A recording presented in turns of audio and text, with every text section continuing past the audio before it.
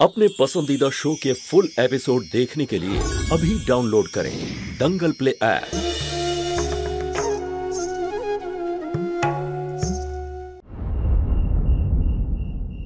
I am sorry.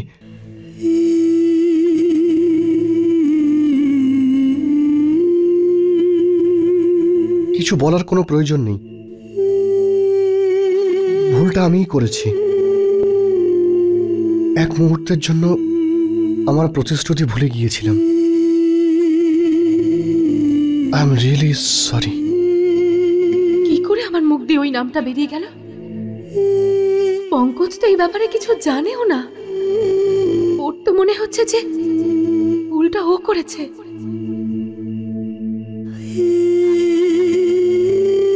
ভুল তো আমি করেছি। কোনো পর পুরুষের নাম এই মুহূর্তে আমার মুখ দিয়ে বেরোনো বিরাট বড় অন্যায়।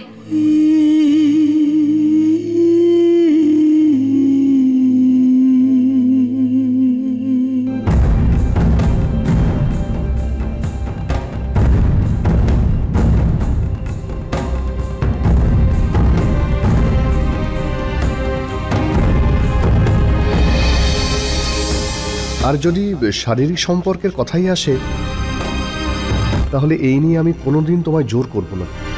আর আমি ততদিন ধরে অপেক্ষা করব যতদিন না তুমি নিজে থেকে আমাকে আপন করে নিচ্ছ।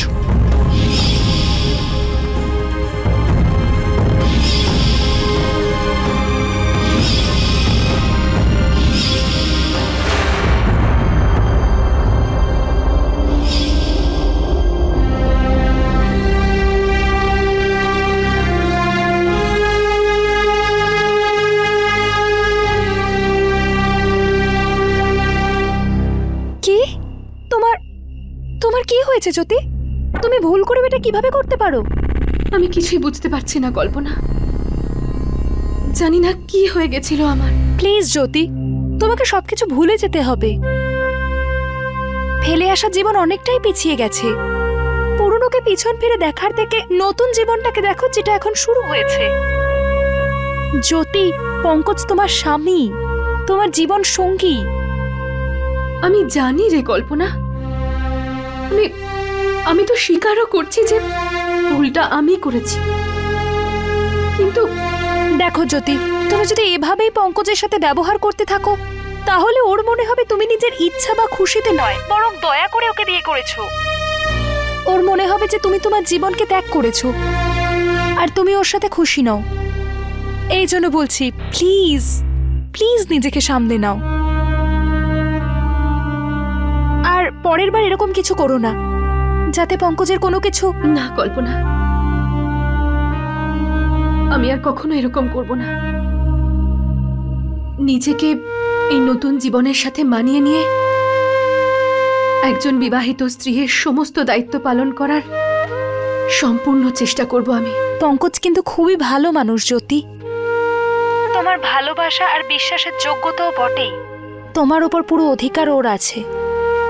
তুমি বুঝতে পারছো তো?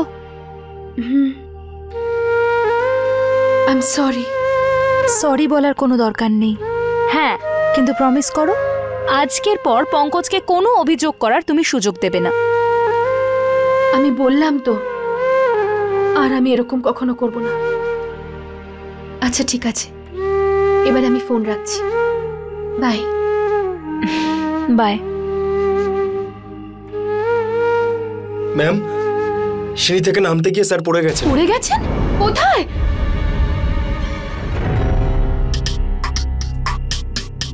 পঙ্কজ, একা একা রুমের বাইরে বেরোনোর কি দরকার ছিল? আমাকে একবার ডাকবে তো? ধরো এটা প্লিজ। একটু হলুদ বেটে নিয়ে আসবেন না আমার রুমে? হ্যাঁ ম্যাডাম। আসুন।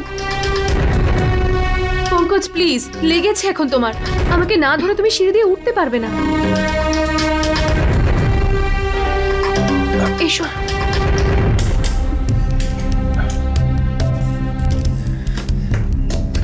এসো।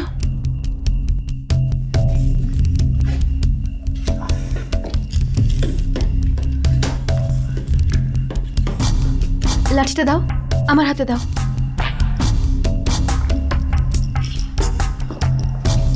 এখানে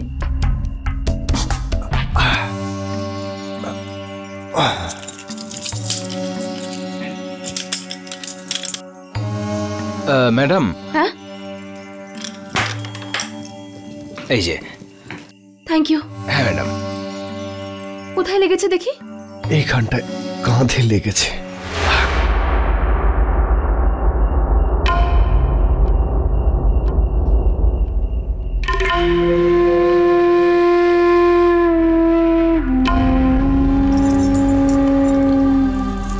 দেখাও আমাকে। সাবধানে।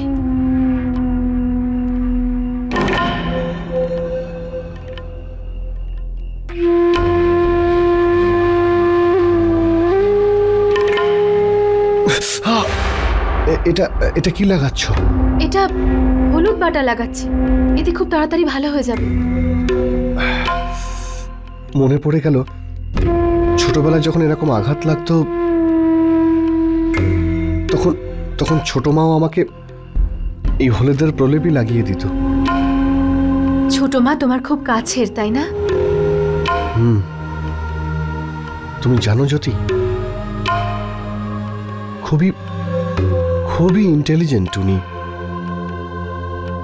বিজনেসের সঙ্গে সঙ্গে বাড়ির সমস্ত কিছুর ব্যাপারে ওনার নলেজ আছে।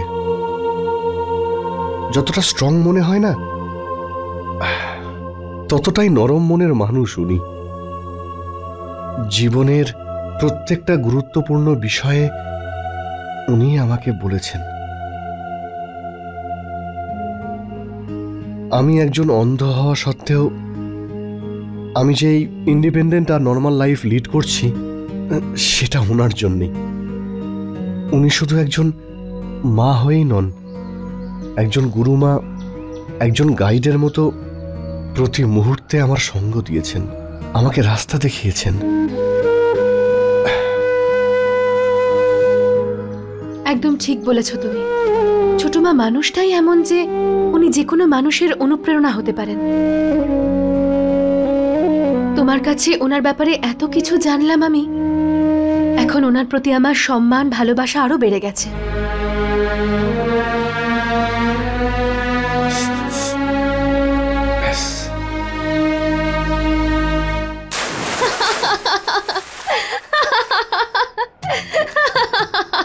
কি ব্যাপার, এত হাসছো কেন তুমি? হাসবো না তো আর কি করব বলো? তুমি যেভাবে তোমার এক একজন পরিবারের সদস্যের ব্যাপারে বলছো, কোনো মজার গল্পর থেকে কম কিছু না। কিন্তু আমার কথাগুলো তোমার মজার গল্প মনে হচ্ছে?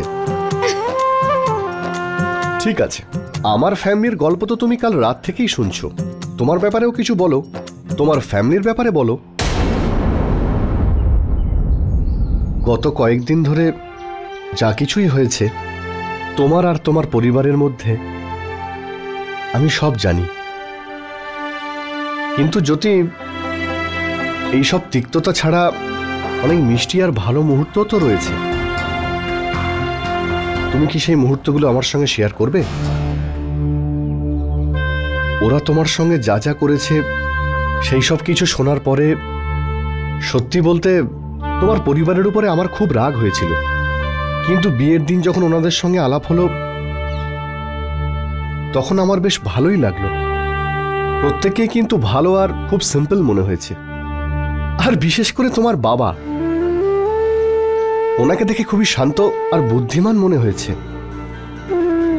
ওনার সঙ্গে খুব বেশি সময় তো কাটাতে পারিনি আমি, কিন্তু যতটুকু বুঝেছি এটুকু বলতে পারি যে ওনার জীবনের অনেক অভিজ্ঞতা রয়েছে। হ্যাঁ, ছোট মায়ের মতনই আমার বাবাও খুব ইন্টেলিজেন্ট। যদি ওই অ্যাক্সিডেন্টটা না হতো তাহলে আজ অফিসে নিজের ডিপার্টমেন্টের হেড হতেন উনি। এটাই তো সম্পর্কের বিশেষত্ব। তোমার আর তোমার বাবার মধ্যে যতই মনোমালিন্য থাক, কিন্তু কিন্তু তোমার ভালোবাসা তো কমেনি। আর সন্দীপ, ও তো তোমার খুব স্নেহের, তাই না? হ্যাঁ, একটাই তো ভাই আমার। আর তুমি জানো, নিজের ভুলটাকে ও রিয়েলাইজ করার পর নিজেকে একেবারে পরিবর্তন করে ফেলেছে সন্দীপ। আর এখন তো ও চাকরিও করে। আচ্ছা, নিজের দায়িত্বগুলো পালন করার জন্য একজন দায়িত্ববান ছেলের মতো নিজের বাবার পাশে দাঁড়িয়েছেও এখন। বিগত কয়েকটা দিনে শুধু এই একটাই জিনিস যেটা আমাকে সত্যি খুব আনন্দ দিয়েছে।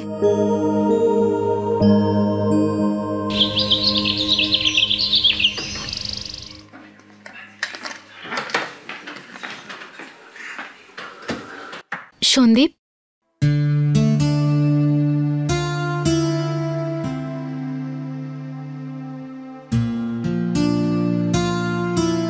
অ্যাকচুয়ালি আমার এই লেটারটা কুরিয়ার করতে হবে।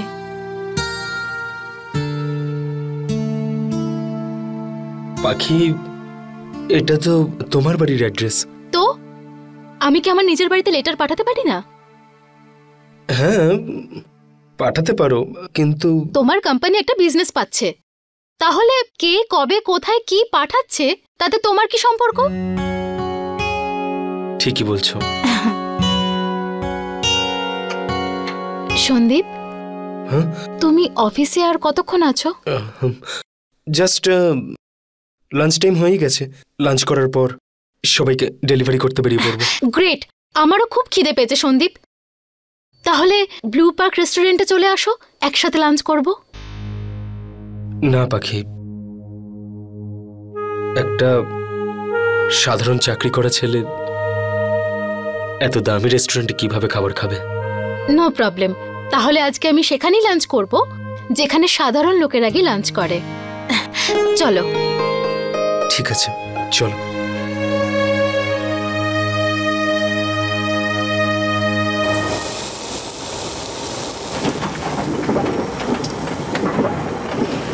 এই নিন স্যার আপনার ধোসা। থ্যাঙ্কস।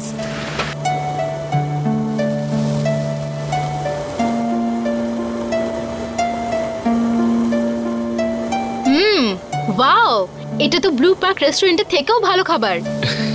সত্যি? খাবার পছন্দ হয়েছে তোমার? আরে এটা তো খুব ইয়ামি, তুমি একবার খেয়ে তো দেখো।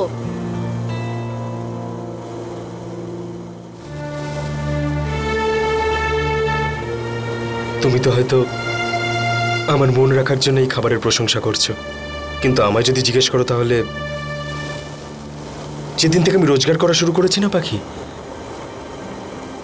আমি আমার রোজগারের টাকার প্রত্যেকটা খরচ, সেটা ধোসা হোক বা ডিম ভাজা, তার ভিতর থেকে যে স্বাদটা পাই না, সেটা কোনো 5 স্টার হোটেলের রান্নাতেও পাই না গো। এই কথাটা একদম ঠিক সন্দীপ, নিজের পরিশ্রমের টাকার স্বাদের ব্যাপারই আলাদা।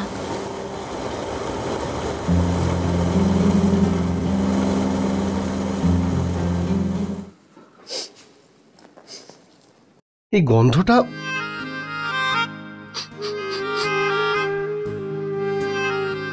এটা তো সাবুদানার খিচুড়ি মনে হচ্ছে। তুমি কোথা থেকে পেলে? আমি নিজে কিচেনে গিয়ে নিজের হাতে বানিয়ে নিয়ে এসেছি। আরে এটা তোমার ফেভারিট? দারুণ ব্যাপার। আমি জানি তোমার খুব পছন্দ হবে। মা কিন্তু ঠিকই বলেছিল যে জ্যোতি তোর সম্পূর্ণ খেয়াল রাখবে, কিন্তু যদি মা নাও বলতো, আমার কিন্তু সম্পূর্ণ বিশ্বাস আছে যে তুমি আমার পছন্দ আর অপছন্দটা ভালোই বুঝবে। একটা মজার কথা বলবো, আমি অফিসের কাজে বিজি থাকা সত্ত্বেও আমার ছোট মা সব কাজ মনে রাখতো, শুধু এই সাবুদানার খিচুড়িটাই ভুলে যেত। আমার যখনই খেতে ইচ্ছে করতো তো আমার বোন তখনই এটা রান্না করে নিয়ে আসতো। ও আমায় খুব ভালোবাসে আর আমার খেয়ালও রাখে, খুবই কেয়ারিং।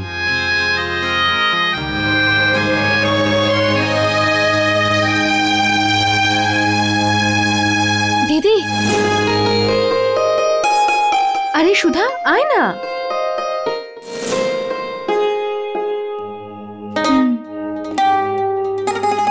বোনেরা তো হয়ই এরকম, খুব মিষ্টি, ঠিক একদম আমার সুধার মতো।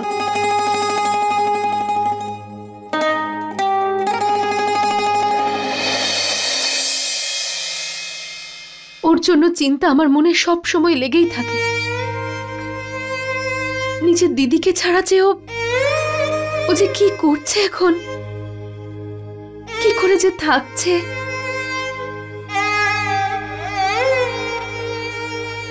বিয়ের পরের দিন যখন আমি ওকে বললাম যে আমি খুব তাড়াতাড়ি তোকে আমার কাছে নিয়ে আসবো,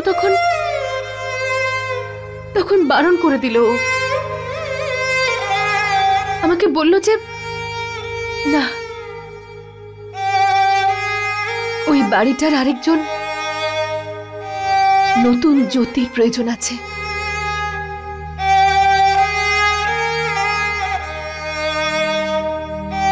ওই সুধা যে নিজের লোকের সামনে আসতেই এত ভয় পেত, সে আজ বাড়ির সমস্ত দায়িত্ব ও নিজের কাঁধে স্বেচ্ছায় তুলে নিয়েছে।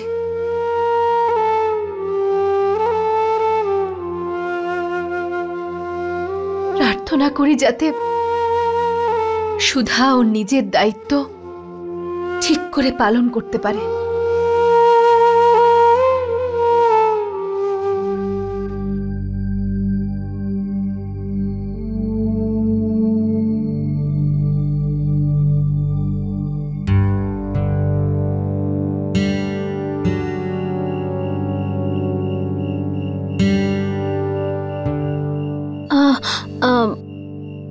দাদা, এই লাউ কত করে?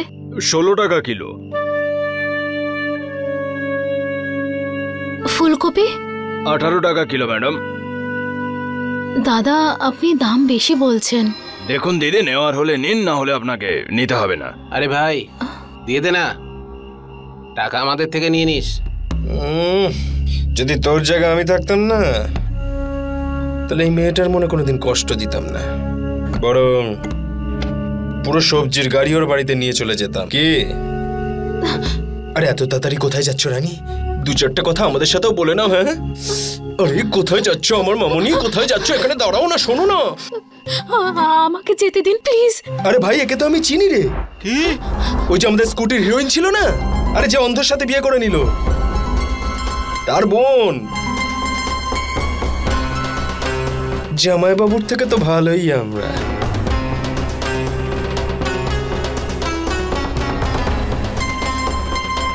আমার চোখও আছে, দেখো দেখো।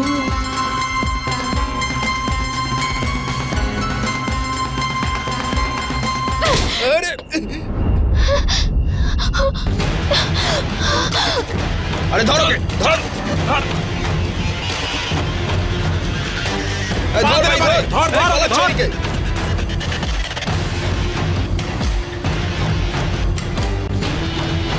তাড়াতাড়ি তাড়াতাড়ি ধর ওকে, ধর। ওই যে ওই যাচ্ছে, ধর ধর।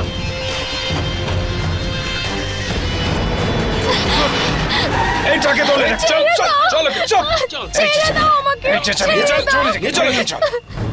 ছেড়ে দাও, ছেড়ে দাও আমাকে, ছেড়ে দাও। চল চল চল চল। বাঁচাও, চল বাঁচাও, শাকা নামা। বাঁচাও, বাঁচাও। আমাকে যেতে দাও, ছেড়ে দাও, যেতে দাও। বাঁচাও, বাঁচাও, বাঁচাও, বাঁচাও। फुल एपिसोड देखने के लिए अभी डाउनलोड करें दंगल प्ले ऐप।